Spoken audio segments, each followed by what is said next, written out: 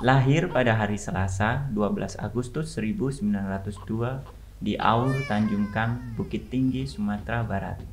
Anak dari pasangan Haji Muhammad Jamil dan Siti Saleha. Dari ayahnya, Muhammad Hatta merupakan keturunan generasi ketiga dari ulama tarekat yang terkenal pada zamannya, yaitu Syekh Abdurrahman yang berasal dari Batu Hampar. Muhammad Hatta memiliki nama lahir Muhammad Athor. Diberi nama Muhammad Athor merujuk pada nama Nabi atau Rasul terakhir umat Islam, yaitu Nabi Muhammad SAW. Athor sendiri memiliki arti harum dalam bahasa Arab. Lalu, bagaimana bisa sekarang dipanggil dengan nama Hatta? Nama Hatta sendiri muncul dikarenakan Hatta kecil kesulitan mengucapkan nama Athor, sehingga menjadi nama panggilan yang dikenal sampai sekarang. Pada usia 7 bulan, ayah Hatta meninggal dunia. Sang ibu, Siti Saleha, menikah lagi dengan seorang pedagang asal Palembang, Mas Agus Haji Ning. Meskipun anak tiri, Hatta kecil mendapat kasih sayang yang layak dari Mas Agus Haji Ning. Hatta kecil bersyukur memiliki keluarga yang baik. Dari sisi ibu, Hatta berada di keluarga pedagang, menjadikan Hatta kecil pandai dan bijaksana dalam mengatur keuangannya. Lebih peka terhadap lingkungan, tertarik terhadap ekonomi kerakyatan. Disitulah Hatta mulai banyak belajar tentang kehidupan. Dari keluarga ayahnya, Hatta kecil mendapatkan pengetahuan tentang agama Islam yang cukup, menjadikan Hatta memahami lebih dalam tentang pengamalan dan pengajaran agama Islam. Rasa nasionalisme Hatta tumbuh setidaknya sejak berumur 6 tahun.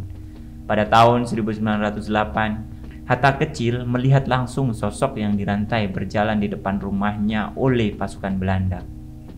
Pada pertengahan tahun 1908, pecah Perang Kamang yang mengejutkan Bukit Tinggi. Hatta kecil mengetahui juga cerita tersebut. Kamang adalah sebuah kampung yang letaknya 16 km dari Bukit Tinggi. Rakyat di sana berontak terhadap kekuasaan Belanda, yang pada akhirnya pengaruh pemberontakan terhadap Belanda sampai pada masyarakat Bukit Tinggi.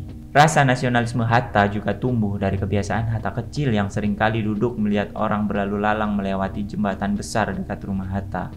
Di jembatan tersebut ditempatkan selusin serdadu bersenjatakan senapan dari bayonet. Setiap orang yang masuk dan keluar Bukit Tinggi, mereka periksa. Tidak jarang pula orang-orang mendapatkan perlakuan kasar dari para serdadu tersebut. Hatta kecil tidak tinggal diam ketika melihat kejadian yang dialami di depan matanya.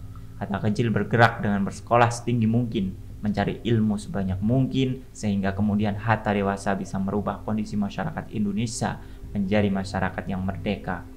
Pendidikan formal Hatta dimulai di sekolah swasta milik Mr. Ledebow. Sekolah swasta tersebut milik dari teman kakek Hatta dari pihak ibu, Pak Ilyas namanya. Di sana, Hatta kecil belajar bahasa Belanda pada pagi hari. Sore harinya, Hatta kecil belajar menulis dan membaca kepada Paman Saleh, adik dari ibunya. Selepas maghrib, Hatta pergi mengaji ke Surau Inyak Jambik. Hatta bersyukur mendapatkan kesempatan waktu belajar yang lebih banyak daripada anak-anak seumuran lainnya. Umumnya, mereka membantu orang tuanya ke sawah dan berdagang daripada menghabiskan waktu untuk belajar dan mengaji. Hanya 6 bulan Hatta kecil belajar di sekolah swasta, kemudian masuk di sekolah rakyat dan menempuh pendidikan dasar di Sekolah Melayu Paripat, Bukit Tinggi.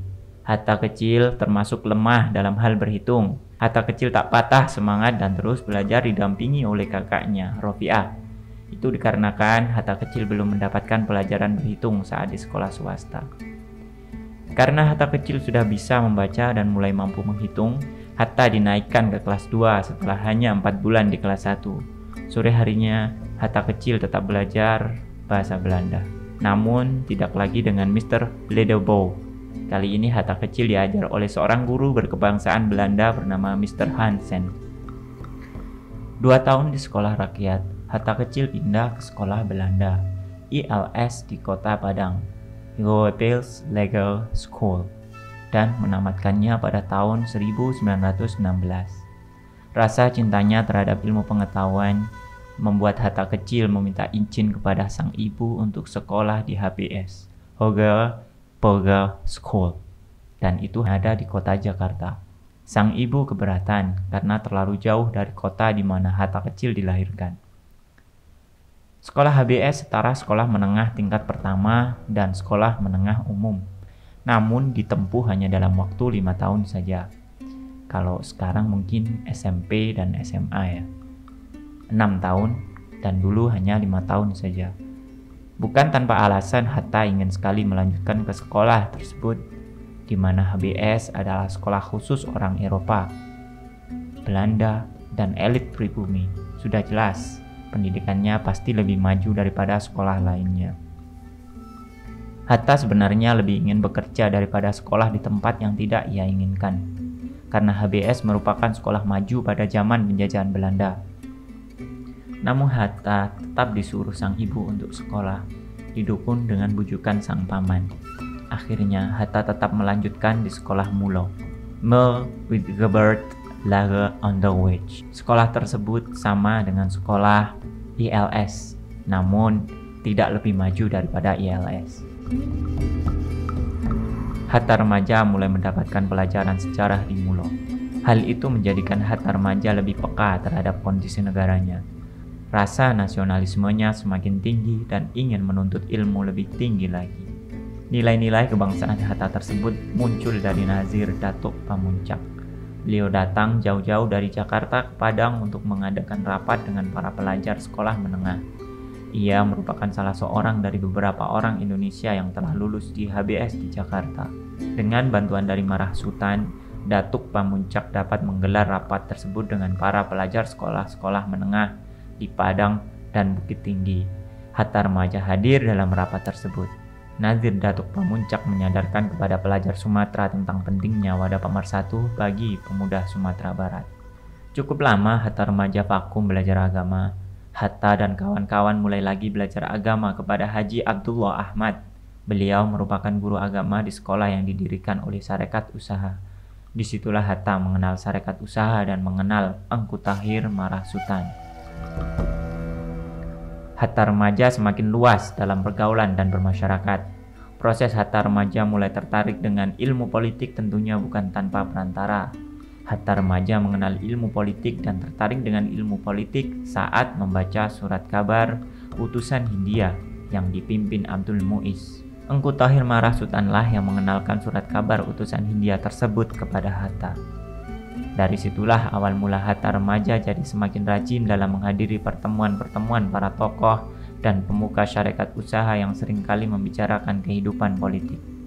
Salah satu tokoh yang Hatta remaja kagumi adalah Abdul Muiz. Menurut Hatta, beliau merupakan seorang ahli pidato yang hebat. Semakin sering menghadiri pertemuan-pertemuan tersebut, Hatta remaja akhirnya bergabung ke perkumpulan Yong Sumatranen Bond, yaitu Solidaritas Pemuda Sumatera. Melihat ketekunan dan ketertarikan Hatta remaja terhadap ilmu politik, sang ibu merasa yakin jika anaknya akan baik-baik saja meskipun menempuh pendidikan di luar kota tempat ia dilahirkan. Sang ibu yakin bahwa Hatta remaja sudah menjadi sosok yang bertanggung jawab terhadap kehidupannya. Karena itulah sang ibu mengizinkan Hatta remaja melanjutkan untuk menempuh pendidikan setinggi-tingginya di tempat manapun yang ia mau. Dan perjalanan sejarah besar seorang Muhammad Hatta, proklamator Indonesia, dimulai dari sini. Di tengah-tengah saudara-saudara bangsa Indonesia dan bangsa Belanda yang simpati kepada perjuangan Indonesia, memang ada perbedaan. Perbedaannya ialah oleh karena saya di sini jauh daripada rakyat sendiri, sedang memperjuangkan cita-cita rakyat. Tapi sebaliknya, saya merasa gembira berada di tengah-tengah